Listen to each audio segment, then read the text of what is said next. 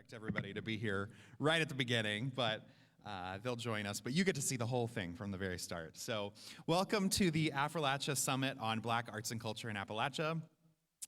It is an honor for me to be the executive director here at the Gateway Regional Arts Center and to open this transformative 2 days that I know that we're going to have together.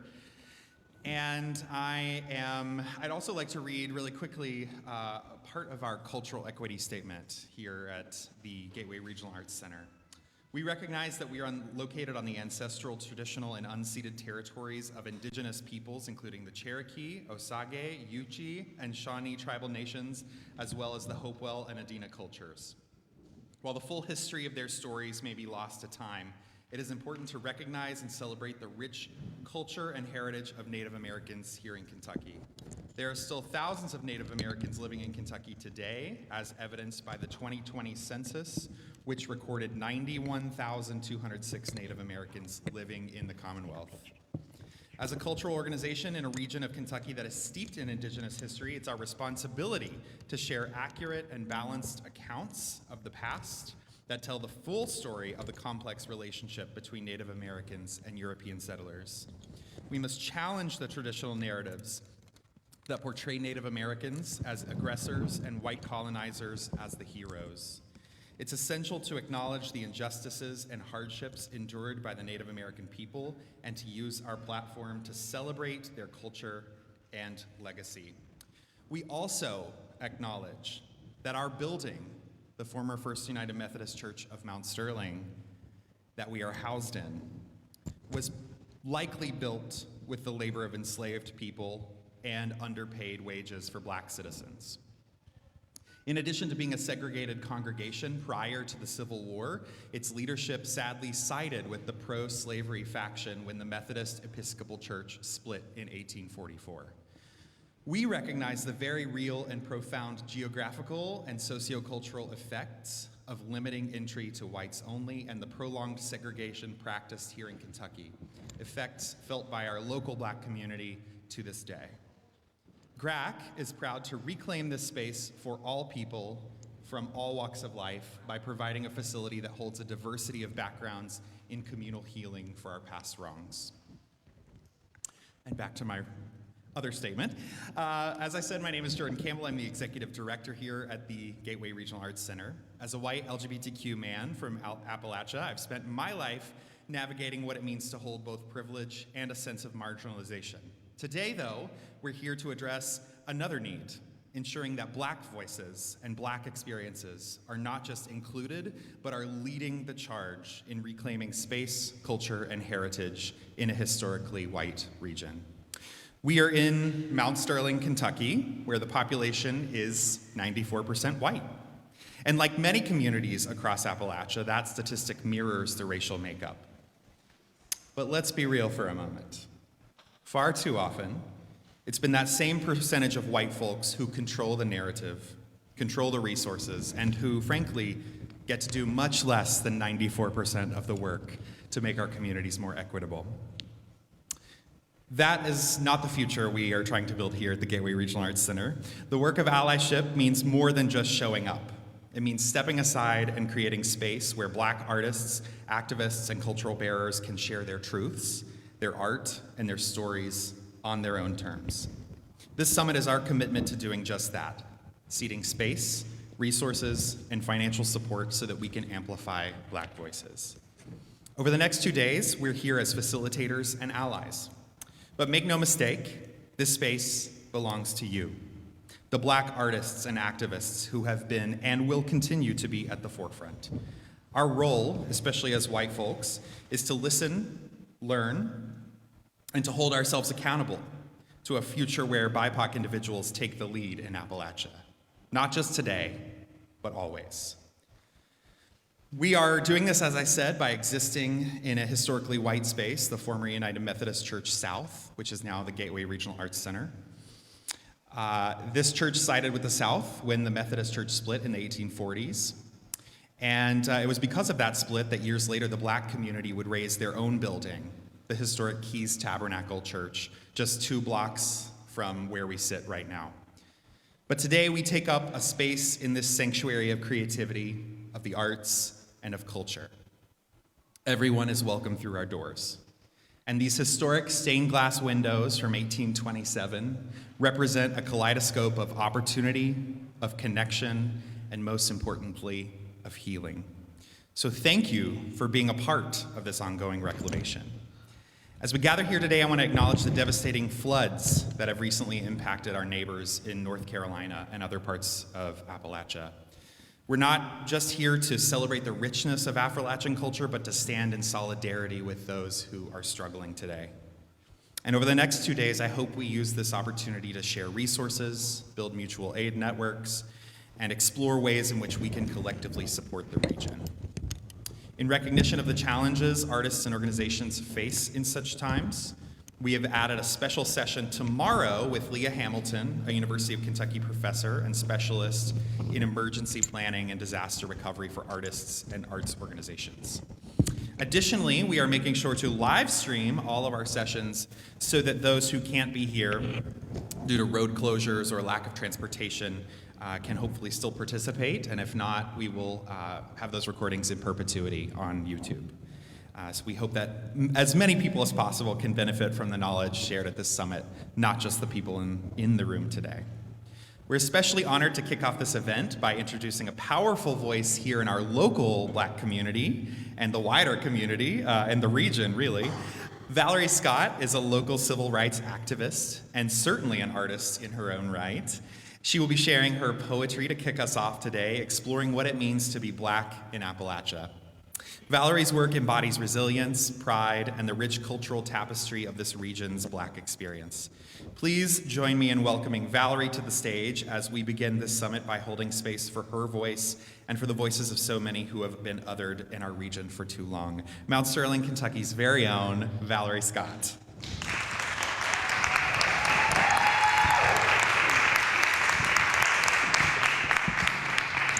The storms may roar without me. My heart may low be laid, but my God is all around me. How can I be dismayed? Green pastures are before me, yet I have not seen. Blue skies will soon be over me, where the darkest clouds has been. My hope I cannot measure. However, my path to life is free. For you know, Jesus is my Savior, and you know, He walks truly with me. First, giving honor to God, who is the head of my life. I am so glad to be here today. I want to say to Jordan Campbell, on behalf of the Gateway Arts Center, Mount Sterling, everyone in this beautiful region, we want to welcome you to the Gateway Arts Center. Let's give the Gateway Arts Center a round of applause.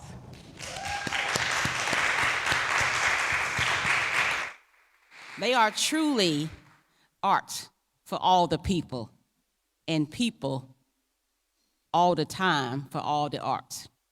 And that embodies their mission, and for us being here today in this space where we are probably less than 1% here, African Americans in this town. There were many before, but now as many people move away, we are still powerful here. We have a powerful voice here, and here at the Arts Center, we hold today, as you can see, a voice. So I stand before you again to welcome you to the Gateway Arts Center and to our town here at Mount Sterling.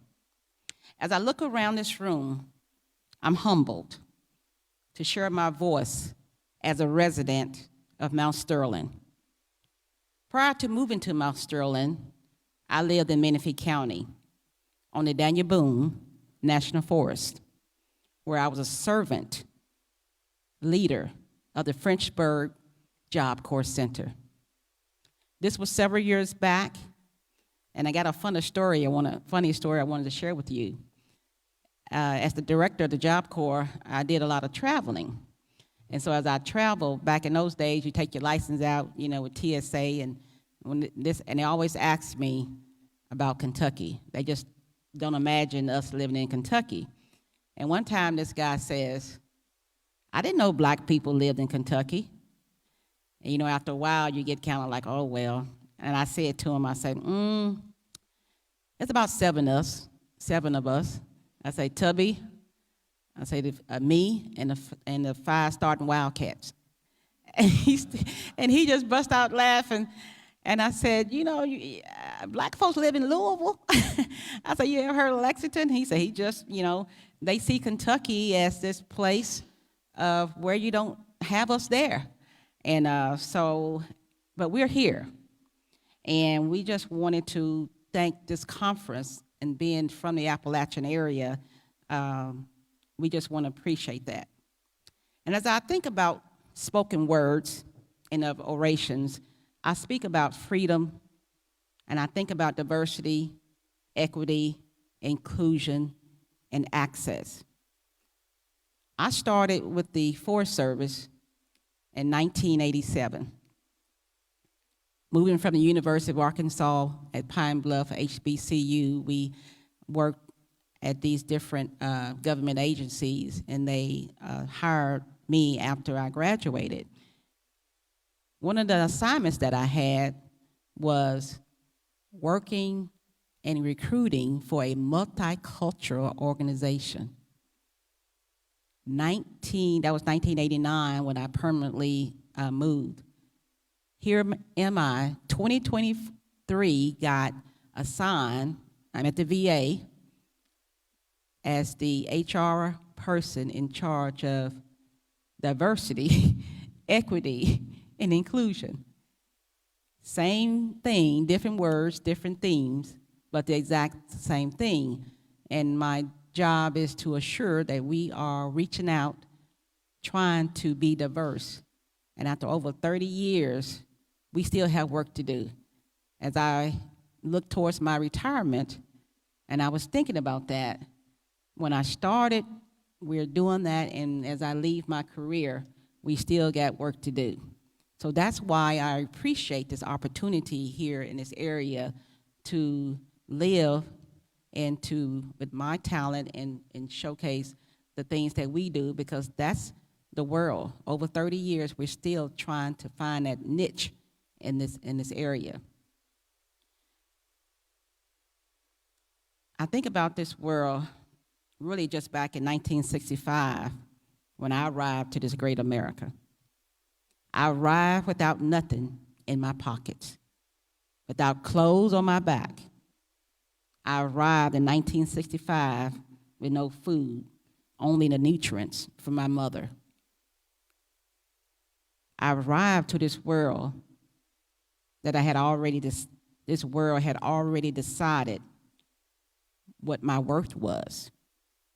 A world that decided my melanin of my skin will or should determine my destiny. However, my ancestors had a plan, and they had an assignment for me. It was passed to me by the walk of my mother and the talk of my grandmother. They said, don't ever forget to know who I am and whose I am. And all I had to do is watch and learn. I learned how to be obedient. I learned to play outside. Never let the street lights shine on you when you're coming home. I learned how to be really obedient then, because they would beat your behind. Never let the teacher shine. Never let the teacher or school call on you. And always do well in school. I worked very hard during the summer. We picked cotton. I'm from Arkansas. We picked cotton in the early 1970s. And when I lived in Virginia, again, Appalachia, Coburn, near Bristol, Virginia, in the mountains, I worked for the Flatwoods Job Corps Center. I wrote a play called In Times Like These. My husband in the back, he built us a cotton field. And when I saw that cotton field, that's when I first knew how talented he was. He had sticks, and he had all these cotton balls. You didn't even know there was not a cotton field. So in that area, I guess they had tobacco, and we had cotton. And I said, well, I'm just gonna, when I go home, I'm gonna get one of my grandma's cotton sacks from the junk house. So this sack here had like 5, 6 in the junk house. So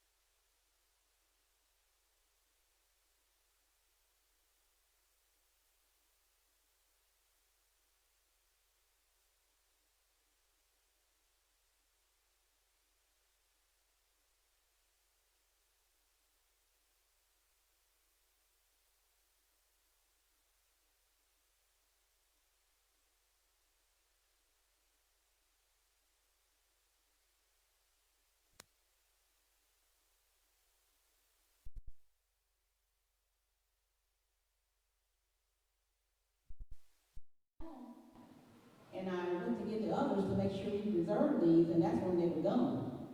And I couldn't figure out what happened to them. Did somebody throw them away, or did my cousins, older cousins, get them? But I wanted to share this for you all to know that the type of work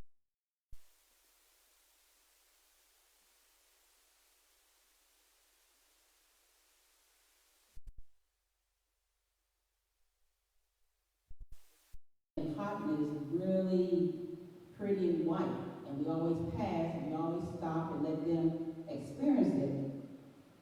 And one day, I was talking to the kids, and they were in middle school at the time. And I'm talking about really believing this in their heart. And they said, Mama, were you a slave? I said, what do you mean? Was I a slave? And they just said it just like that. Because that is what they teach you in school in African American history, is slavery to Dr. King, nothing in between.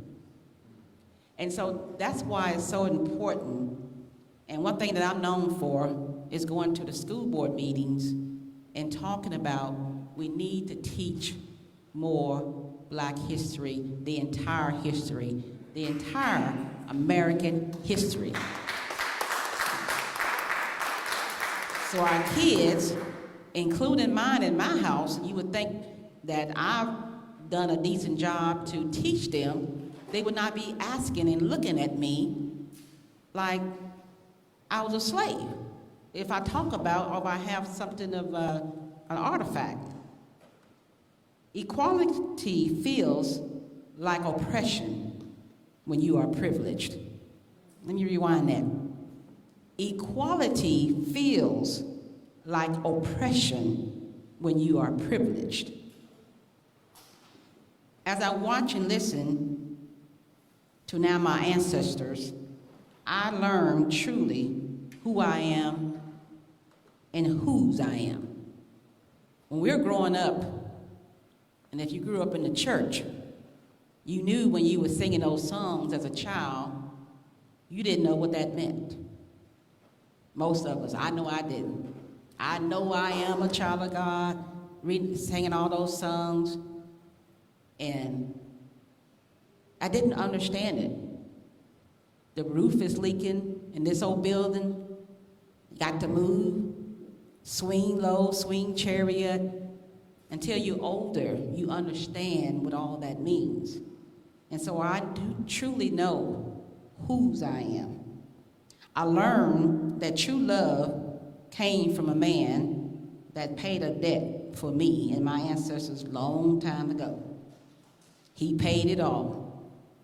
When we sang that song in Old Evergreen, that's old account, was settled long ago.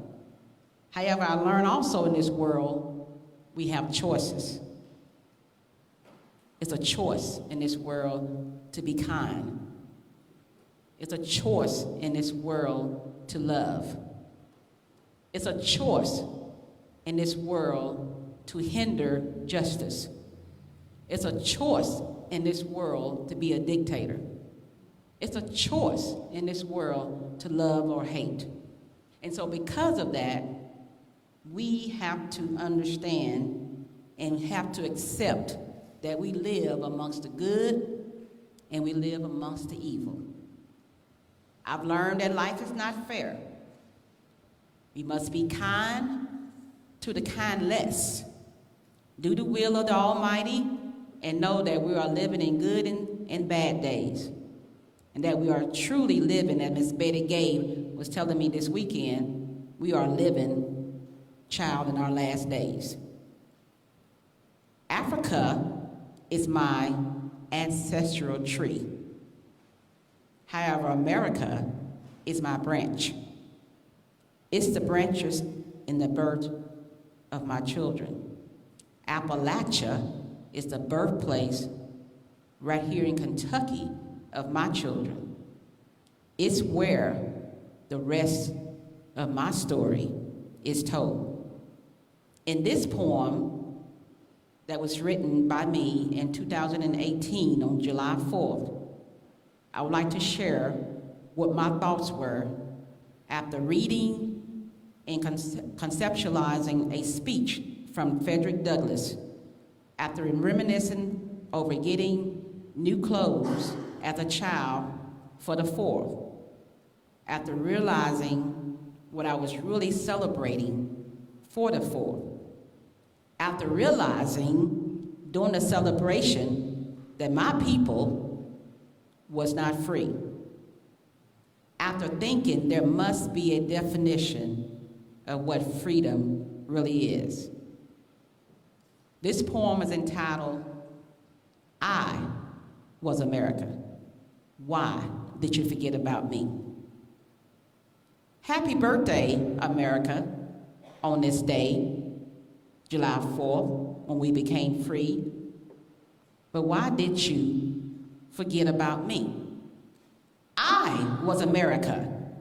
I was here. But you continue to enslave me. I was in bondage and could not be free. Chains were lifted from your British king, but you treated me in 1776 as if I was not even a human being. I was America from the great coronation in 1776, but it took you over 87 years for you to release the chains off of me so that I could be free to celebrate my new America. Why did it take you 87 years for you to think about me? I am more American than those gathered here from across the sea. It was that great Freedom Day of June 19th when we all got the news of freedom in this land of thee. Oh, what great news to be bold, black, and free. Today, I look back from whence I came, so the others before and after me can understand the game. We are all now free to celebrate these United States that make up this great America. Let us celebrate today our America as one family of God's people in this great country. I was America. I am America. I will never, ever let you forget to celebrate me, Valerie Scott, made in America, 1965. That's my, thank you. So this is what Affrilachia means to me. I know I can truly speak for me and some others in this room. To have freedom, it must come with liberties of justice. When we recite our Pledge of Allegiance, think about it. When we recite and been reciting since we was children, our Pledge of Allegiance. We continue to pledge something we know, in my opinion, it's just not true. There's no justice for all.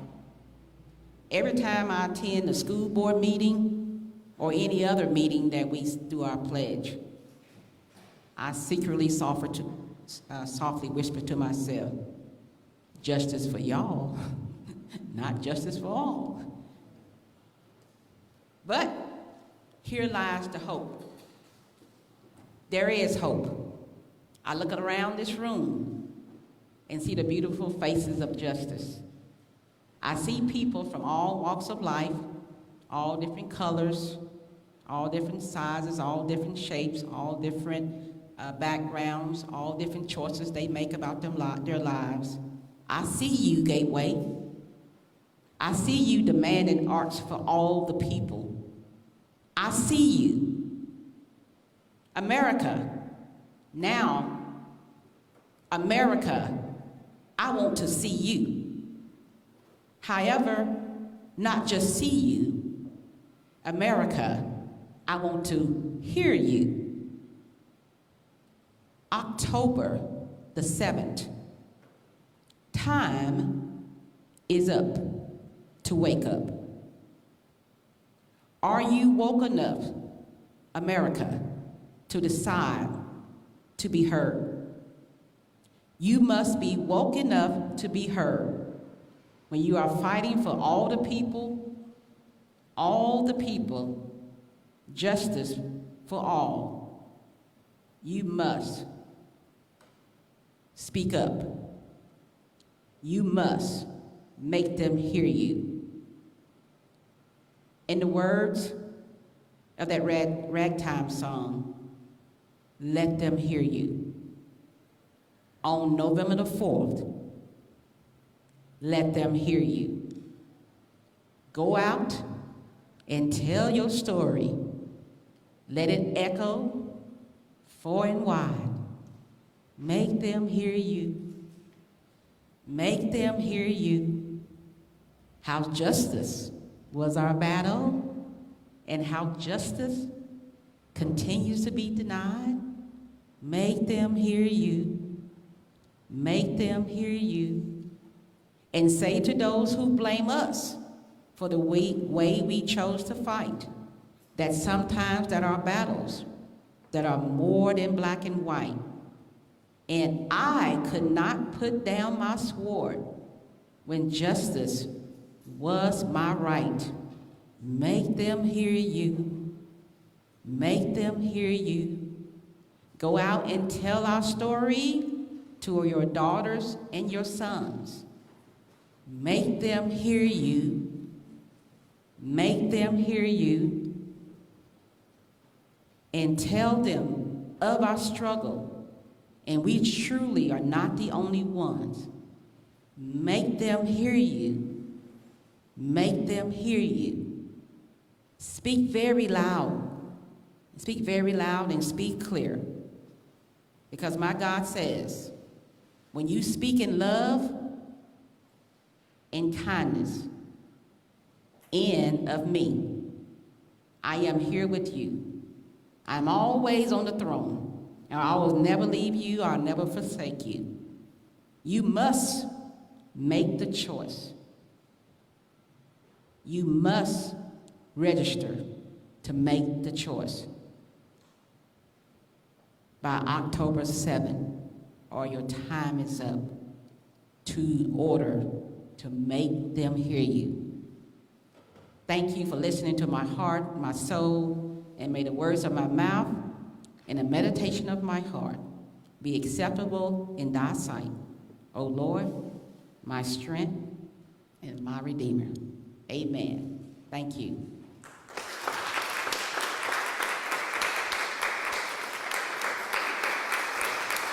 Any questions? Anyone have any questions? And if not, thank you all so much, and thank you, Jordan, for allowing me to come and share from our local perspective, and look forward to with you all in the workshops and talking to you all more about our great town in Mount Sterling. Thank you.